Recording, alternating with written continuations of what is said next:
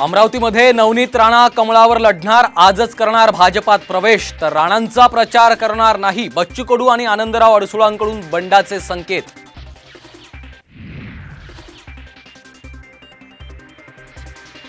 ठाकरे गटाच्या लोकसभा उमेदवार यादीवरून काँग्रेस नाराज, आघाडी धर्माला गालबोट, ठाकरेंनी पुनर्विचार करावा, विजय वडेट्टीवारांचं वक्तव्य।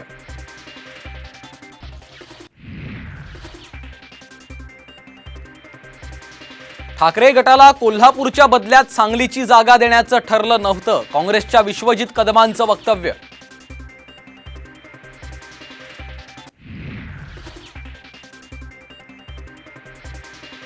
खिचडी चोर उमेदवारासाठी काम करणार नाही, अमोल कीर्तिकरांच्या उमेदवारीवरून संजय निरुपम भडकले, तर सर्व पर्याय खुले असल्याचं म्हणत बंडखोरीचेही दिले संकेत।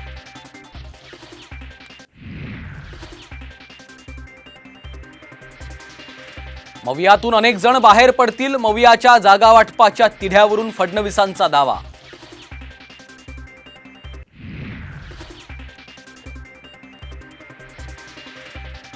महाविकास आघाडीतून वंचित बाहेर, पहिल्या 9 उमेदवारांची यादी जाहीर, तर कोल्हापूर नागपुरात काँग्रेसला पाठिंबा, अकोल्यातून स्वतः आंबेडकर लढणार।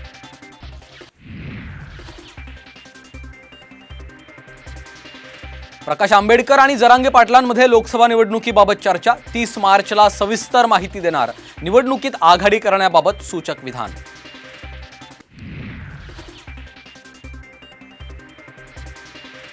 शरद पवारांचा निरोप घेऊन अमोल कोल्हेंनी घेतली धैर्यशील मोहितेंची भेट, तर तुतारी हातात घेण्याचा निर्णय झालेला आहे, जयसिंह मोहितेंची माहिती।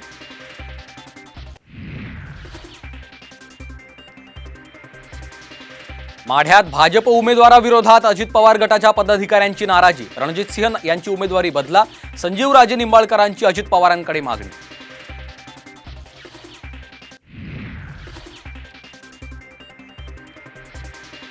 नाशिकमधून छगन भुजबळांना उमेदवारी जवळपास निश्चित, सूत्रांची माहिती, तर लोकसभा लढवण्याची कार्यकर्त्यांची मागणी, भुजबळांचं सूचक विधान।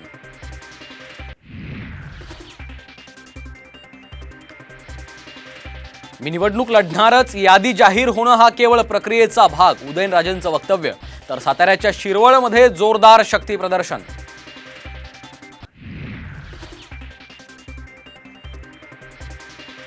आणि बीडच्या औरंगपूरमध्ये मराठा आंदोलकांनी पंकजा मुंडेंची गाडी अडवली, आरक्षणाप्रश्नी जोरदार घोषणाबाजी।